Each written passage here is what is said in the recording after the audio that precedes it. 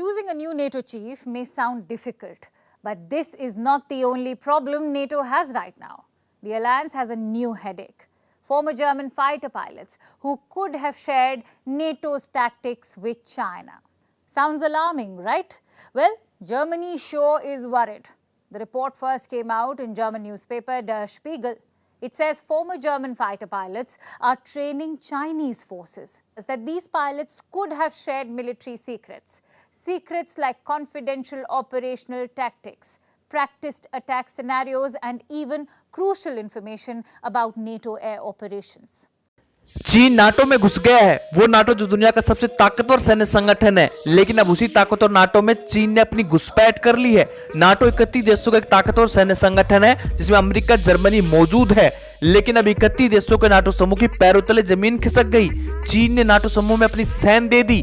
जो नाटो चीन को घेरने के लिए नाटो प्लस बना रहा था, अब वही नाटो अपने समूह को बचाने के लिए जांच कमेटी की बैठक बुला चुका है।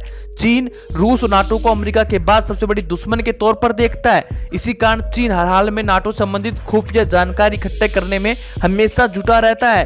कहा तो यह भी जाता है कि चाइना की गंदी नजर यूरोप पर है, लेकिन अब नव भारत टाइम्स की एक रिपोर्ट में खुलासा हुआ है कि जर्मनी के रिटायर्ड पायलट इन दोनों चीनी वायुसेना के पायलटों को ट्रेनिंग दे रहे हैं। जर्मनी नाटो समूह का एक देश है और जर्मनी के रिटायर्ड पायलट चीनी पायलटों को ट्रेनिंग के दौरान पैसों के बदले नाटो की कई गुप्त जानकारियां चीनी पायलट से साझा कर रहे हैं।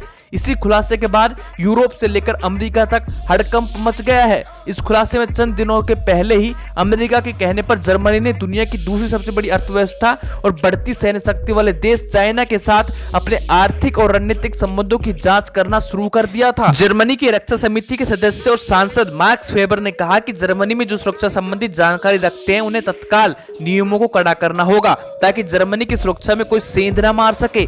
जर्मनी नाटो का एक मजबूत सदस्य है, लेकिन रिटायर्ड पायलट कुछ पैसों के लिए अगर नाटो की बड़ी जानकारियां चीन से साझा कर देते हैं तो नाटो समूह की परेशानियां बढ़ सकती है। इसलिए नाटो समूह के सभी सदस्य परेशानी में हैं